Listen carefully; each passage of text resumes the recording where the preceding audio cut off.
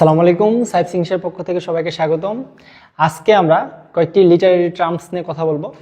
এর মধ্যে প্রথমে যেটা আসবে সেটা হলো সিমিলি। তো এইটা আমরা মূলত জবের পরীক্ষাগুলোতে এই ধরনের প্রশ্নগুলো একটু বেশি আসে, আমরা একটু দেখে থাকি। সো আজকে এটা নিয়ে দেখা যাক কিভাবে সলভ করা যায়।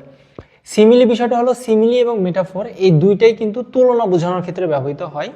আমরা শুধু সিম্পলি মাথাতে রাখবো, যদি তুলনা করার ক্ষেত্রে কখনো অ্যাজ বা লাইক এই ধরনের শব্দ ব্যবহার করা হয় সেটাকে আমরা সিমিলি বলছি।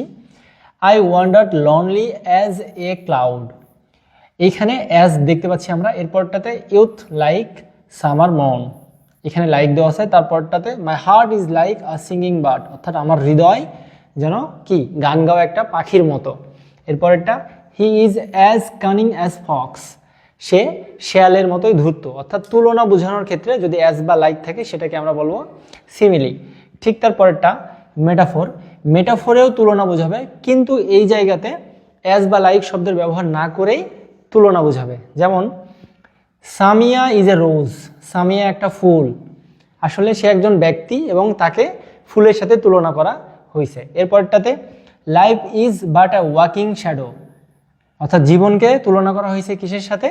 ওয়াকিং শ্যাডোর সাথে। এরপরেরটা my brother was boiling mad, এরপরটা মধুসূদন ইজ আ ফায়ার, অর্থাৎ মধুসূদন দত্ত কি আগুন, একদম পুরাই আগুন, অর্থাৎ আগুনের সাথে মধুসূদনকে তুলনা করা হয়েছে। সো আমরা দেখতে পাইলাম সিমিলি এবং মেটাফোর এই দুইটার মধ্যে বেসিক পার্থক্য, এটাতে অ্যাজ বা লাইক থাকবে এবং মেটাফোরে অ্যাজ বা লাইক থাকবে না। এবং লাস্টে যেটা আমরা পড়ছি সেটা হলো পার্সনিফিকেশন। কোনো বস্তুকে যখন ব্যক্তি হিসাবে তুলনা করা হবে তখন সেটাকে আমরা বলবো পার্সনিফিকেশন। যেমন প্রথমটাতে দেখতে পাচ্ছি mister pneumonia was not a polite man, অর্থাৎ নিউমোনিয়া কি পলাইট ম্যান ছিলেন না, কিন্তু নিউমোনিয়া আমরা কি জানি একটা রোগের নাম, অর্থাৎ এই রোগটাকে আমরা ব্যক্তি হিসাবে তুলনা করছি। ঠিক তার পরেরটা time and tide wait for none, অর্থাৎ সময় এবং নদীর স্রোত কারোর জন্য অপেক্ষা করে না। এরপরে COVID-19 is a very cruel man, অর্থাৎ কোভিড-19কে একটা মানুষের সাথে তুলনা করা হয়েছে। এইভাবে আমরা লিটারেরি টার্মগুলো খুব সহজেই মনে রাখতে পারি। ধন্যবাদ সবাইকে।